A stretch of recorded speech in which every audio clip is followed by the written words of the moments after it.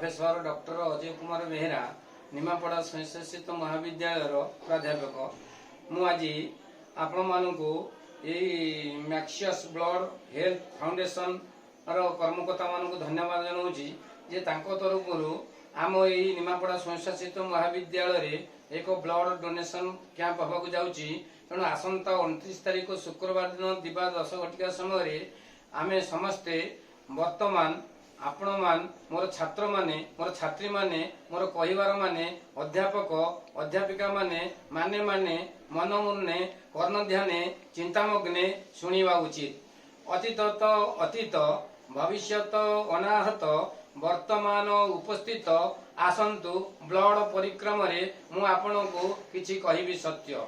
रक्तदान महापुण्य तेणु रक्त ही मनीष को बेले बेले हजाए सिजाए बजाए बेले बेले बजाए रक्त ही मनुष्यर जीवन। तेणु आबाल वृद्ध वनिता ठारू आरंभ करी एवं प्रत्येक मनुष्यर हृदय कंदर तंत्री भितर जदि रक्तर प्रवाहित न हुए ताहले मनीष ताहा मृत्युर शिकार होता है। तेणु रक्त आमे दवा गोटे लोक बंचेबा। तेणु रक्तर पुण्य ठारू बली आउ कोनोसी पुण्य नाही। जेमती जल ही जीवन सेमती रक्त ही जीवन। तेणु रक्त बिना आम ये संसार रे जीवनटा निरर्थक। जहाँ जीवन रे दान नहीं उपकार नहीं पुण्य नहीं ताहले से केवल मनुष्यतरे आत्मार आत्मार मुक्ति नहीं। तेणु आबाल वृद्ध वनिता ये जो समाज प्रत्येक कोण अनुकोण दिल्ली ठारू पल्ली पर्यंत समस्त छात्र छात्री वृंद एवं निमापड़ा स्वयंशासित महाविद्यालय आबाल छात्र छात्री जो माने पढ़ुचंती से माने समस्ते आगे आसंतु।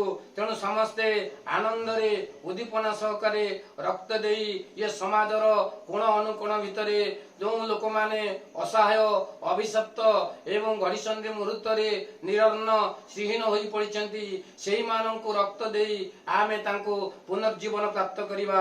आसंतु आसंतु आमे समस्ते मिसी हाथ जोड़ी हाथ मिलाई आमर मैक्सिस ब्लड हेल्थ फाउंडेशन तरफ सहित एकाठी होई आसंता शुक्रवार 29 तारीख दिन आमे आम कॉलेज प्रांगण भितरे रक्तदान करी गोटे पुण्यात्मा भाव एवं जीवन को जीवात्मा को दे जीवन जीवात्मा को दे आमे महापुण्य अर्जन करिया पई आगे आसंतु। मोर प्रिय छात्र छात्री गण धन्यवाद अर्गस आमर धन्यवाद मैक्सिस ब्लड हेल्थ फाउंडेशन कर्मकर्ता मानकु सी यही प्रांगण रे कॉलेज तरफ एवं तांका आनुकूल्य रे ए ब्लड डोनेट कैंप करथिबारु मोर हृदयर बाउंड्री कुंजवर्ण भितरु बस्ता बस्ता अभिनंदन बाल्टी बाल्टी आश्वासना देई मोर वक्तव्य शेष करुची।